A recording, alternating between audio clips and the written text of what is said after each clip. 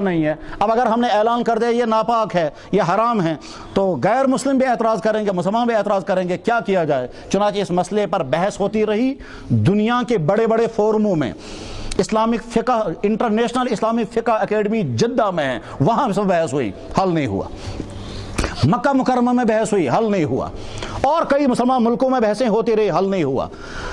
بمبئی میں ایک مرتبہ عالمی سطح کے علماء جمع تھے، بحث ہوتی رہی، حل نہیں ہوا. کیا حل نہیں ہوا؟ یہ سوچتے تھے کہ اگر ہم اس کو ناپاک کہیں گے تو پھر مسلمانوں کو کیسے کہیں گے کہ صاحب کیپسول کھاؤ، وہ تو ناپاک ہو گیا.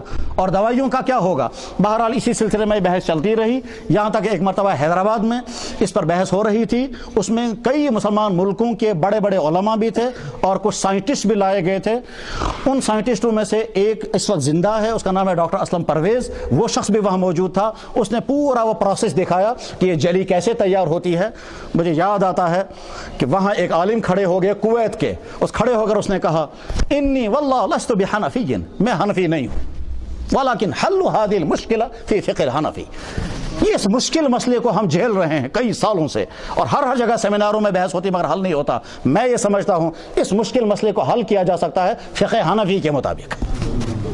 وہ جو بول رہا تھا وہ ہم سمجھ رہے تھے یہ کیا کہہ رہا ہے. کیا ہے وہ؟ امام ابو حنیفہ رحمہ اللہ تعالیٰ نے ایک فارمولہ بنایا. فارمولہ کیا بنایا انہوں نے؟ فارمولہ انہیں بنایا کہ جس چیز کے بارے میں اسلام نے کوئی حکم دیا ہو اس پر غور کرو، اسلام نے یہ حکم دیا کیوں ہے. جس چیز کی وجہ سے وہ حکم دیا گیا ہے وہ چیز اگر اس میں سے نکال دی گئی تو حکم بدل جائے گا. مثلا اسلام نے حکم دیا پیاز کھا کر مسجد میں مت آؤ. اس پیاز کا کیا جرم ہے؟ کہ صاحب ایک تو یہ گول ہوتا ہے تو یہ تو کوئی جرم نہیں ہے. پھر یہ دوسرا جو ہے یہ چبایا جاتا ہے، کہتے یہ بھی کوئی جرم نہیں ہے. تیسرا یہ ہے کہ اس میں بدبو ہوتی ہے، کہ ہاں یہی وجہ ہے، یہ بدبو کی وجہ سے اس پیاز کو جو ہے. چنانچہ حدیثوں میں موجود ہے کہ اگر پیاز کو تلا گیا اور تلنے کے بعد اس کی بدبو ختم ہو گئی، اب اگر وہ پیاز کھا کر کوئی مسجد میں آئے گا تو منع نہیں ہے. تو پتہ چلا کہ پیاز کو کھا کر مسجد میں آنے کی ممانعت کی وجہ جو ہے وہ ہے بدبو. بدبو اگر ہم نے نکال دی اس میں سے ٹھیک. اچھا اگر پیاز کا عرق نکالا گیا، پیاز کا جوس نکالا گیا اور اس کے بعد وہ جوس پی کر کے ہم مسجد میں آئے، تب بھی کہا ہاں بدبو موجود ہے. پیاز تم نے نہیں کھائی، تم نے عرق پیا، تم نے اس کا جو ہے وہ جوس پیا، تو اس جوس کے اندر بدبو موجود ہے. جس وجہ سے یہ حرام کی گئی تھی، منع کی گئی تھی، وہ وجہ اس کے اندر بھی موجود ہے، لہذا منع ہو جائے گا. وجہ پکڑ لی، وہ وجہ کیا ہے؟ بدبو کا ہونا. شراب کو اسلام نے حرام کر دیا. کیوں حرام کیا؟ کیا اس لیے کہ وہ لکوڈ ہے؟ کیا نہیں، لکوڈ کی وجہ سے کوئی چیز حرام نہیں ہو سکتی. دودھ بھی لکوڈ ہے، پانی بھی لکوڈ ہے. کیا اس وجہ سے وہ حرام ہے کہ اس میں ڈفرنٹ قسم کا مزہ ہے؟ ہم کو نہیں معلوم ہے اس کا مزہ کیسا ہوتا ہے، لیکن ڈفرنٹ قسم کا مزہ ہوگا. پانی جیسا مزہ نہیں ہوگا، دودھ جیسا مزہ نہیں ہوگا. تو ڈفرنٹ قسم کا مزہ ہونے کی وجہ سے شراب کو حرام کیا گیا کہ نہیں وہ بھی نہیں ہوگا. کھٹا ہونے کی وجہ سے، یہ کھٹا ہونے کی وجہ سے نہیں، پھر تو کشمیریوں کا سارا اچار جو ہے وہ حرام ہو جائے گا. اگر کھٹے ہونے کی وجہ سے حرام تو کھٹے ہونے کی وجہ سے بھی حرام. پھر کیا وجہ ہے؟ کہ اس میں نشہ ہے، نشے کی وجہ سے شراب حرام ہو گئی. اب سوال یہ ہے کہ اس شراب کے اندر سے اگر نشہ ہم نے کسی طرح سے نکال دیا اور بغیر نشے کی شراب بن گئی، یہ شراب حلال ہوگی یا حرام؟ جس وجہ سے یہ حرام تھی وہ وجہ ہم نے ختم کر دی. ختم کرنے کے بعد اب یہ ویسی ہی حرام رہے گی یا اب اس کی حرمت ختم ہو گئی؟ یہ ہے سوال. بس ٹھیک اسی طرح سے گوبر، یہ گوبر ناپاک ہے، یہ ناپاک اگر جیب میں ہوگا تو نماز ادا نہیں ہوگی. اس گوبر کو جلایا گیا اور جلانے کے بعد اب یہ راکھ بن گئی، یہ راکھ بھی ناپاک ہے یا نہیں؟ صاحب یہ ہے سوچنے کی بات. امام صاحب رحمہ اللہ تعالیٰ نے فارمولہ بنایا جب کسی چیز کی حقیقت بدل جائے تو اس کا شرعی حکم بھی بدل جاتا ہے. یہ فارمولہ کہاں سے انہوں نے بنایا؟ کہ جناب رسول اکرم صلی اللہ علیہ وسلم کے گھر میں مستورات میں سے ایک ایک خاتون تھی، اس کا نام تھا حضرت بریرہ. یہ حضرت بریرہ رضی اللہ تعالیٰ حضرت نبی علیہ الصلوۃ والسلام کے ازواج مطہرات میں سے بھی نہیں تھی، حضور کے باندی بھی نہیں تھی. یہ حضرت عائشہ رضی اللہ تعالیٰ کے گھر میں تھی. بریرہ ایک خاندان میں رہا کرتی تھی بڑی ذہین، بڑی ہوشیار، بہت زیادہ خوبیوں کی مالک.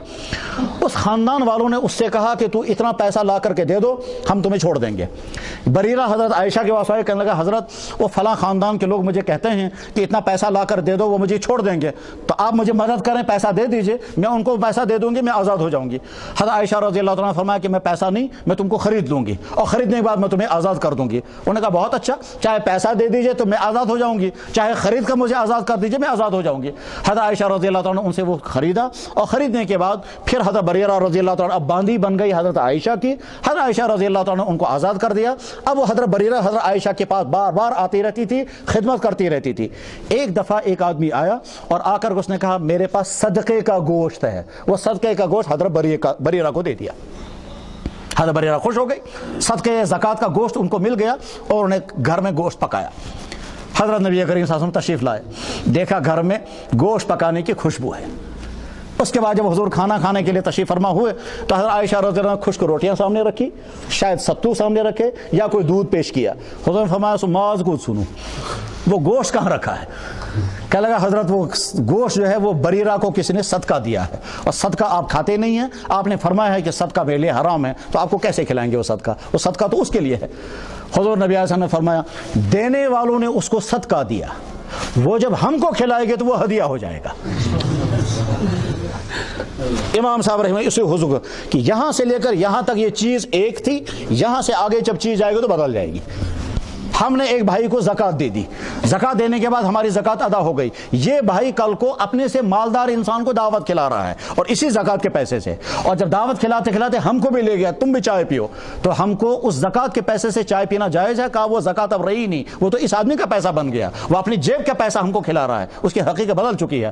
امام صاحب رحمہ اللہ تعالیٰ نے اس حدیث کو سامنے رکھ کر فارمولہ بنایا, اور فارمولہ بنانے کے بعد اب کیا ہوا, جس چیز کی حقیقت بدل جائے اس کا حکم بھی بدل جائے گا. چنانچہ وہاں جب فقہ اکیڈمی میں فیصلہ ہوا تو کیا فیصلہ ہوا کہ دیکھیے صاحب, یہ جو جلاٹین ہے یہ جانوروں کی ہڈیوں سے گودا نکالا جاتا ہے, پھر ایک لمبے پروسیس سے گزارا جاتا ہے, اس کے اندر کیمیکل چینج بھی ہو جاتی ہے, اس کے اندر فزیکل چینج بھی ہو جاتی ہے. یہ ساری چینج ہو جانے کے بعد وہ پہلی والی حالت باقی نہیں رہی, یہ نئی شیپ کے اندر آ گیا, یہ نئے اس کے اثرات آ گئے, نئی کیفیات اس کے اندر پیدا ہو گئی, اس کی حقیقت بدل چکی ہے. لہٰذا یہ پہلے ناپاک اور حرام تھا, اور اب یہ پاک بھی ہے اور حلال بھی ہے. ساری دنیا کے علماء اسی پر فیصلہ کر رہے ہیں. اس وقت فارمولہ بنایا امام ابو حنیفہ رحمہ اللہ تعالیٰ. امام صاحب رحمہ اللہ تعالیٰ کا کارنامہ یہی ہے کہ انہوں نے اسلامی قانون کو قانون کی شیپ دے دی. ابھی عصر کے بعد آپ حضرات سن رہے تھے کیا کہ امام صاحب رحمہ اللہ تعالیٰ کا ایک بہت بڑا کارنامہ جو امت کے سامنے تھا ہی نہیں, اور بڑی مشکلات میں امت پھنس جاتی, وہ یہ کہ اسلامی احکام کی درجہ بندی انہوں نے کی. اللہ کے نبی علیہ الصلوۃ والسلام نے نماز پڑھ کر بھی دکھائی, اور نماز کے ایک ایک حکم کو بیان بھی کر دیا. مثلا آپ نے فرمایا کہ نماز پڑھو گے تو اللہ اکبر کہو, آپ خود ہاتھ اٹھاتے تھے, پھر ہاتھ باندھتے تھے, پھر رکوع بھی کرتے تھے, رکوع کرنے کا طریقہ بھی بتایا, رکوع کرنے کا حکم بھی دیا, غرض یہ کہ ساری نماز بتائی, مگر یہ نہیں بتایا اس نماز میں کون سا حکم فرض ہے, کون سا حکم واجب ہے, کون سا حکم سنت ہے, کس حکم کے چھوٹ جانے سے نماز برباد ہو جائے گی, کس حکم کے چھوٹ جانے سے نماز پھر بھی ادا ہو جائے گی. درجہ بندی نہ اللہ کے نبی نے کی, نہ صحابہ کرام نے کی, نہ کسی تابعی نے کی. سب سے پہلے امام ابو حنیفہ رحمہ اللہ تعالیٰ نے یہ قدم اٹھایا کہ اسلامی احکام کی درجہ بندی کرنی ہے. درجہ بندی کرتے ہوئے پہلے طے کیا, ایک حکم ہوتا ہے اس کو کہتے ہیں فرض, ایک حکم ہوتا ہے اس کو کہتے ہیں واجب. یہ کہاں سے نکالا انہوں نے کہ قرآن اور حدیث پر غور کیا, اور غور کرنے کے بعد پھر طے کیا کہ کون سا حکم بے انتہا مست ہوتا ہے, جس کے بغیر اسلامی حکم, وہ حکم جس کے بغیر کوئی عبادت وجود ہی بھی نہیں آئے گی. کون سا حکم جانور ذبح کرنا ہے, ذبح کرنے میں اللہ کے نبی علیہ السلام نے کئی چیزیں کی ہیں. مثلا آپ نے بسم اللہ بھی پڑھی, بسم اللہ پڑھنے کا حکم بھی دیا, قرآن نے بھی حکم دیا بسم اللہ پڑھو. اچھا, اللہ کے نبی علیہ السلام نے ایسا بھی کیا کہ وضو کر کے قبلے کی طرف, تو اب جانور کو ذبح کرنا ہے, بسم اللہ پڑھنا ہے, یہ فرض ہے یا واجب ہے یا سنت؟ جانور کو لٹانا ہے یا کھڑے کھڑے ذبح کرنا, واجب ہے فرض ہے یا سنت؟ قبلے کی طرف منہ کرنا ہے, فرض ہے واجب ہے یا سنت؟ مرد ذبح کرے گا, اگر عورت ذبح کرے گی جائز ہوگا یا نہیں؟ کتابوں میں تو حدیثوں میں کہیں اس کی تفصیل اگر نہیں. غرض یہ کہ ان تمام احکام کی درجہ بندی کرنی ہے. امام صاحب رحمہ اللہ تعالیٰ نے پہلے تقسیم کر دی, اور تقسیم کرنے کے بعد کہا کچھ احکام فرض ہوتے ہیں, کچھ احکام واجب ہوتے ہیں, کچھ احکام سنت ہوتے ہیں. پھر فرض احکام کی ڈیفینیشن طے کر دی, پھر واجب کی ڈیفینیشن طے, پھر سنتوں کی ڈیفینیشن طے کی. اور وہ ڈیفینیشن اگر امام صاحب نے نہیں کی ہوتی تو آج ہم کر ہی نہیں سکتے تھے. ایک دفعہ ایک صاحب مجھے ملے, کہنے لگے یہ فرض وارض کیا ہوتا ہے؟ میں نے کہا یہ فرض ہوتا ہے جس کو کرنا مست لازم, اور جس کا انکار کرنے پر آدمی اسلام سے خارج ہو جاتا ہے. تو اچھا کہاں حدیث؟ میں نے کہا یار حدیث تو کوئی نہیں ہے, مگر آپ کیا سمجھتے ہو نماز میں کچھ چیزیں فرض ہوں گی یا نہیں؟ کہا لگا ہاں. میں نے کہا تم تمام عالموں کو جمع کر کے 100 سال تک محنت کرو, تم طے نہیں کر سکو کہ نماز میں کتنے فرض ہیں. جب تک امام کی بات نہیں مانو گے. ہماری حالت تو یہ ہے, اگر آج ساری دنیا کے مولوی جمع ہو جائیں, ساری دنیا کے مولوی, اور وضو کا فرض طے کرنے لگیں گے تو کر نہیں پائیں گے. حدیثیں سب سامنے ہوں گی لیکن سمجھ میں نہیں آئے گا کہ صاحب اس حدیث سے حکم جو ہے وہ فرض ہے یا واجب ہے. میں مثال بتاتا ہوں. قرآن کریم نے حکم دیا, اے ایمان والو, جب تمہیں نماز پڑھنی ہوگی چہرے کو دھو اور ہاتھوں کو دھو اور سر کا مسح کرو اور پاؤں کو دھو. بس یہ قرآن کا حکم ہے. اللہ کے نبی علیہ السلام نے اس حکم پر عمل کرتے ہوئے وضو بار بار کر کے دکھایا. صحابہ تمام حضور کا وضو نقل کرتے ہیں. اس میں اللہ کے نبی نے کبھی ایک ایک مرتبہ دھویا, کبھی دو دو مرتبہ دھویا, کبھی تین تین مرتبہ دھویا. اس کی بھی حدیثیں ہیں. اب ان قرآن کی اس آیت کو سامنے رکھ کر کے اور حدیثوں کو سامنے رکھ کر یہ طے کرنا ہے وضو میں کتنے فرض ہیں. امام ابو حنیفہ رحمہ اللہ تعالیٰ نے فرمایا کہ وضو کے اندر 4 فرض ہیں. چہرے کو دھونا, ہاتھ دھونا, پاؤں دھونا, سر کا مسح کرنا. اس کے بعد ایک سوال پیدا ہوا کہ صاحب اسی ترتیب کے ساتھ وضو کرنا فرض ہے یا ترتیب اگر الٹ جائے گی تب بھی وضو ادا ہو جائے گا؟ جو ترتیب قرآن نے ترتیب لگائی, پہلے چہرے کو دھو, پھر ہاتھ کو دھو, پھر مسح کرو, پھر پاؤں کو دھو. اگر کسی آدمی نے اس ترتیب کے خلاف کیا, پہلے پاؤں دھوئے, پھر سر کا مسح کیا, لاسٹ میں اس نے چہرہ دھویا, پھر اس کے بعد ہاتھ دھوئے, وضو ہوا یا نہیں؟ چاروں کام اس نے کیے مگر ترتیب بدل دی, وضو ہوگا یا نہیں؟ ایک امام آ کر کہتا ہے نہیں, ترتیب باقی رکھنا ضروری ہے. کیسے ضروری ہے؟ کہ بیچ میں واو آیا ہے. واو آنے کا مطلب ہوتا ہے گون کریو یہ, پت کریو یہ, پت کریو یہ, پت کریو یہ. پہلے یہ کرو, پھر یہ کرو, پھر یہ کرو. اس کا مطلب ترتیب مسٹ. امام صاحب رحمہ اللہ تعالیٰ فرماتے ہیں واو سے ترتیب نکلے گی بھی یا نہیں, پہلے عرب کے لوگوں کا معاشرہ دیکھنا ہے اور وہاں لینگویج میں جا کر دیکھنا ہے واو کیا کام کرتا ہے, یہ دو باتوں کو جمع کرتا ہے یا ترتیب لگاتا ہے. یہ تو بڑی مشکل جو ہے سور. ہمارے پاس عبداللہ آیا, پھر عبد الرحمن آیا, اس کا مطلب عبد الرحمن پیچھے ہے. اور اگر ہم کہیں گے ہمارے پاس عبداللہ اور عبد الرحمن آیا, اس کا مطلب 2 آئے, کچھ پتہ نہیں پہلے کون آیا اور بعد میں کون آیا, وہاں واو بیچ میں آیا ہے. تیسرا سوال پیدا ہوا کہ صاحب قرآن کہتا ہے وضو کرو, اس وضو کرنے میں کہا پہلے چہرہ دھو, پھر ہاتھ دھو, پھر سر کا مسح کرو. یہ کنٹینیو کرنا ہے یا بیچ میں گیپ بھی کر سکتے ہیں؟ اگر بیچ میں گیپ ہو گیا کہ صاحب ایک آدمی مسجد گھر سے وضو کر کے آیا اور وضو کر کے جب مسجد پہنچا کہتا مجھے تو مسح ہی بھول گیا, اب یہ کہتا ہے مجھے نیا سرے سے وضو کرنا ہے یا صرف مسح کرنا کافی ہے؟ 3 کام میں نے گھر میں کیے, 1 کام میں مسجد میں کروں گا, چلے گا یا نہیں؟ کنٹینیو لازم ہے یا بیچ میں گیپ کرنا بھی ضروری ہے؟ کرتے رہیے, فیصلہ ہی نہیں ہو سکے گا. اتنا مشکل ہے یہ اجتہاد کا عمل. امام صاحب رحمہ اللہ تعالیٰ کے کارنامہ ہی ان کا یہی ہے کہ انہوں نے امت مسلمہ کو اسلامی قانون کی شیپ بنا کر کے دے دی. فرض کو فرض درجہ دے دیا, واجب کو واجب درجہ دے دیا, سنت کو سنت درجہ دے دیا. اندازہ کریں آپ, جس چیز کا اللہ نے حکم دیا اس کو کہیں گے فرض, جس چیز کا اللہ کے نبی نے حکم دیا اس کو کیا کہیں گے؟ اب سوچنا ہے. کیا اللہ کا حکم, اللہ کے نبی کا حکم ایک جیسا؟ اللہ نے حکم دیا تو وہ فرض, جب اللہ کے نبی نے حکم دیا تو حضور نے اپنی ذات کی طرف سے تو نہیں حکم دیا ہوگا, وہ بھی اللہ ہی کا حکم ہوگا, تبھی اللہ کے نبی نے آگے حکم دے دیا ہے. تو اس کو بھی درجہ دے دیں فرض کا یا نہیں؟ اگر اس کو فرض کا درجہ دے دیں تو اللہ کا حکم اور نبی کا حکم سیم ہو جائے گا, حالانکہ یہ سیم نہیں ہے. ٹھیک ہے صاحب. اب اللہ کے نبی علیہ السلام نے کسی چیز کا حکم دیا تو پہلے یہ بھی دیکھنا پڑے گا خود حضور نے کس پر عمل بھی کیا ہے یا نہیں. کبھی ایسا ہوتا ہے کہ اللہ کے نبی نے حکم دیا مگر خود عمل نہیں کیا. مثلا اللہ کے نبی نے حکم دیا کسی کو زکوٰۃ دو, زکوٰۃ کھاؤ, اللہ کے نبی علیہ السلام پر کبھی زندگی میں زکوٰۃ فرض ہوئی ہی نہیں, ان پر مال اتنا جمع ہوا ہی نہیں کہ آپ پر زکوٰۃ, تو آپ اللہ کے نبی نے زکوٰۃ دی نہیں کبھی. تو جب اللہ کے نبی نے زکوٰۃ دی نہیں, ہم کیا کریں گے؟ کیونکہ ان پر زکوٰۃ فرض ہوئی نہیں. اب کیا ہوگا؟ پھر اگر اللہ کے نبی علیہ السلام نے کسی چیز کا حکم دیا اور خود اس پر عمل کیا مگر خود چھوڑ بھی دیا, اب کیا درجہ رکھیں گے اس کا؟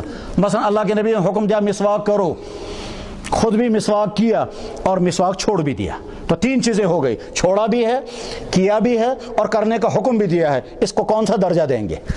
پھر اسی میں ایک حکم ایسا بھی آئے گا, اللہ کے نبی نے فرمایا یہ کام کرو, خود بھی کیا اور چھوڑا کبھی نہیں. ایک چیز وہ ہے جس کو بیچ میں کبھی چھوڑا ہے اور ایک چیز وہ ہے جس کو کبھی نہیں چھوڑا. یہ دونوں سیم ہیں یا دونوں میں فرق ہو؟ صرف امام ابو حنیفہ رحمہ اللہ تعالیٰ کی ذات وہ ہے جنہوں نے کہا ان دونوں میں فرق ہے, ایک کو واجب کہتے ہیں, ایک کو سنت کہتے ہیں. باقی ساری امت یہ کہتی ہے کہ نہیں, ایک فرض ہوتا ہے, ایک سنت ہوتی ہے, واجب کوئی نہیں ہوتا. امام صاحب رحمہ اللہ تعالیٰ نے جب واجب کا فیصلہ کیا, آج ساری امت ماننے پہ مجبور ہے. امام بخاری بھی کہتے ہیں یہ چیز واجب ہے, حالانکہ امام بخاری کا اصول واجب کو ماننے کا ہے ہی نہیں. امام صاحب رحمہ حضرت مثال اس کی بتائیے, کہا عید کی نماز, اللہ کے نبی علیہ السلام نے عید کی نماز پڑھی, عید کی نماز پڑھنے کی ترغیب دی, اور جب پڑھنی شروع کی تو زندگی میں کبھی نہیں چھوڑی. جب کبھی نہیں چھوڑی ہے تو یہ سنت نہیں, اور اللہ نے حکم نہیں دیا لہذا فرض بھی نہیں, تو بیچ میں ایک اور قسم نکال دی, وہ ہے واجب. اتنی گہرائیوں کے ساتھ دین کو سمجھنا اور سمجھنے کے بعد پھر احکام مقرر کرنا یہ امام صاحب ہی کا کارنامہ تھا۔ اسی وجہ سے یہی وجہ ہو گئی کہ دنیا میں وہاں تک حنفیت پہلی جہاں خود امام ابو حنیفہ یا ان کا کوئی شاگرد آیا ہی نہیں۔ مثلا افغانستان میں امام ابو حنیفہ رحمہ اللہ تعالیٰ خود تشریف نہیں لائے، پورے بر صغیر ہندوستان پاکستان میں امام ابو حنیفہ یا ان کا شاگرد کوئی بھی نہیں آیا۔ ترکی میں امام ابو حنیفہ رحمہ اللہ تعالیٰ کبھی بھی نہیں گئے، لیکن سارا ترکی حنفی مسلک پر، سارا افغانستان حنفی مسلک پر، سارا ہندوستان پاکستان حنفی مسلک پر، دنیا میں 60 سے لے کر 70% تک مسلمان حنفی مسلک پر قائم رہے ہیں۔ دنیا کی جو نظام حکومت ہیں وہ نظام حکومتوں میں سے پہلا نظام حکومت ہے خلفاء راشدین کا، دوسرا نظام حکومت ہے خلفاء بنو امیہ کا، تیسرا نظام حکومت ہے خلفاء بنو عباسیہ کا، اس کے بعد پھر خلافت عثمانیہ، خلافت غزنویہ، خلافت غوریہ، یہ تمام ان حکومتوں میں فقہ حنفی رائج رہا ہے۔ چنانچہ بر صغیر میں 800 سال تک مسلمانوں نے حکومت کی ہے حنفی مسلک کے مطابق۔ ترکی میں جب سے اسلام آیا تب سے آج تک حنفی مسلک کے مطابق عمل کر رہی ہے۔ مصر میں عوام عبادات میں شافعی المسلک ہیں، لیکن عدالتی نظام حنفی مسلک کے مطابق ہے، اس لیے کہ عدالتی نظام جتنا پختہ حنفی مسلک میں ہے باقی مسلکوں میں اتنا پختہ نہیں ہے۔ امام ابو حنیفہ رحمہ اللہ تعالیٰ کا کارنامہ یہی ہے کہ انہوں نے دین کو مدون کیا، ترتیب لگائی، اور اس کے بعد پھر امت کا غالب اکثریت اسی پر عمل پیرا ہوتی رہی ہے۔ بڑی افسوسناک حقیقت یہ ہے کہ ہم نے بہت سارے وہ کام جو دراصل بدعات ہیں اور ان کو جوڑ دیا امام ابو حنیفہ کی طرف کہ یہ حنفی مسلک ہے، حالانکہ حنفی مسلک میں سے کہیں کچھ نہیں۔ قبروں میں طواف کریں گے کہ یہ حنفی مسلک ہے، قبروں کو جا کر سجدہ کریں گے کہ یہ حنفی مسلک ہے، اور طرح طرح کی بدعات کریں گے کہیں گے حنفی مسلک ہے، حالانکہ حنفی مسلک کا اسے کوئی تعلق نہیں ہے۔ جو بدعات ہیں وہ بدعات ہیں، ان کا حنفیت سے کوئی تعلق نہیں ہے۔ یقیناً حقیقی حنفیت کو بعض بدعات نے نقصان پہنچایا ہے۔ لوگ سمجھتے ہیں یہ بدعت نام ہے حنفیت کا، ہم بدعت سے بچنا چاہتے ہیں۔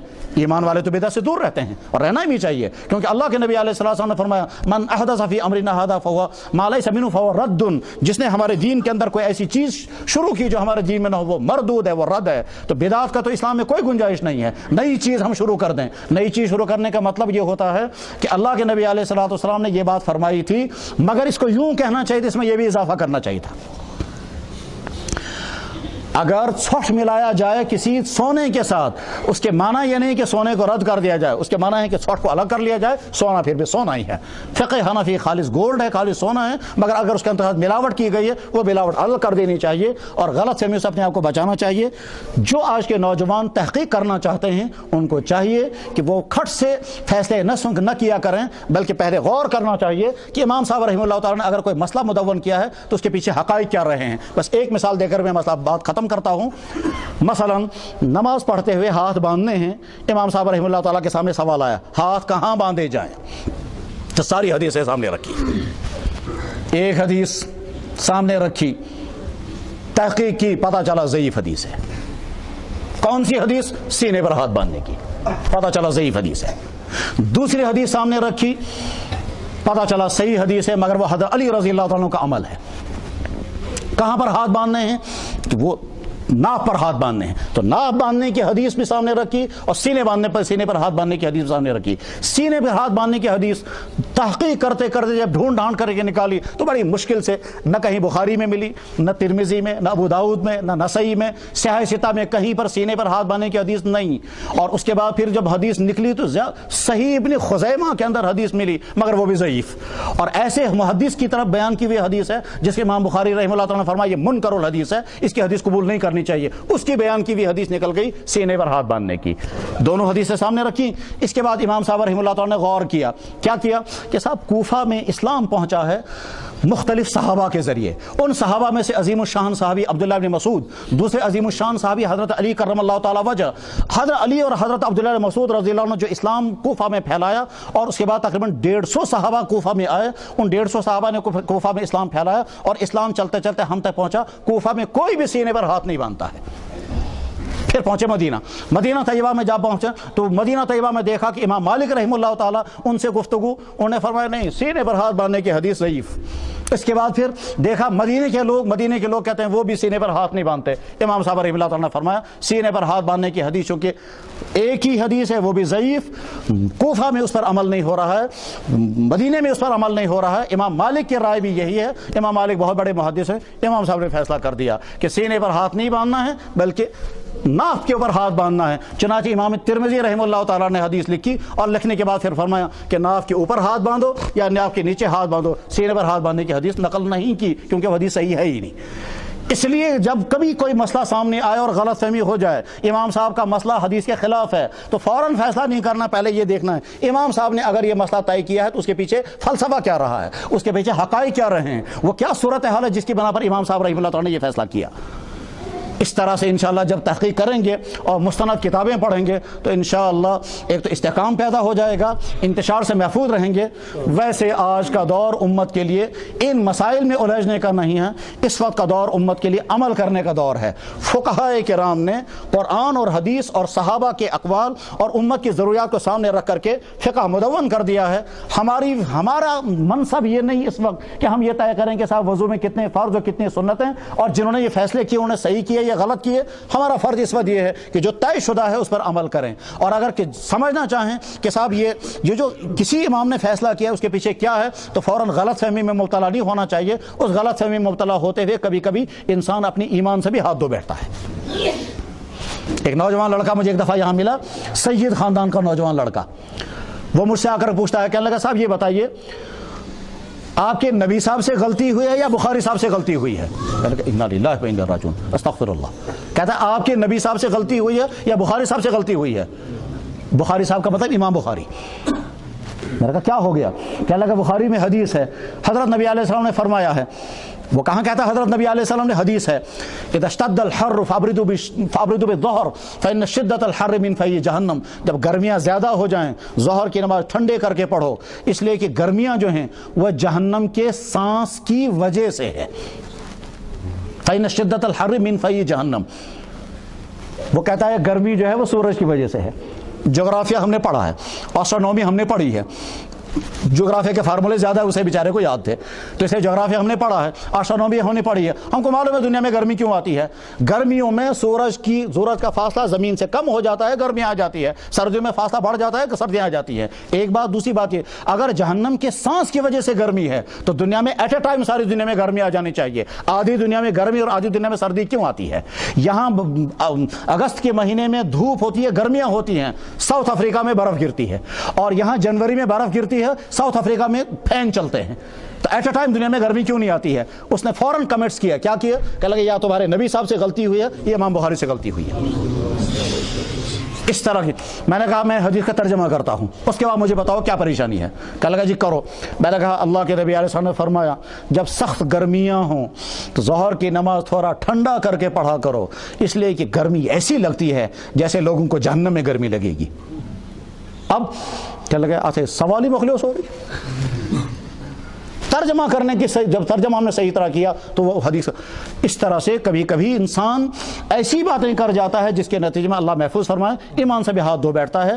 خصوصاً پہلے گزرے ہوئے انسانوں کے متعلق جب ہم کمنٹس کریں گے، ان کے بعد جب تبصرے کریں گے، سمجھ لینا چاہیے اللہ تعالیٰ شانہ کہ ہاں جواب دینا ہوگا۔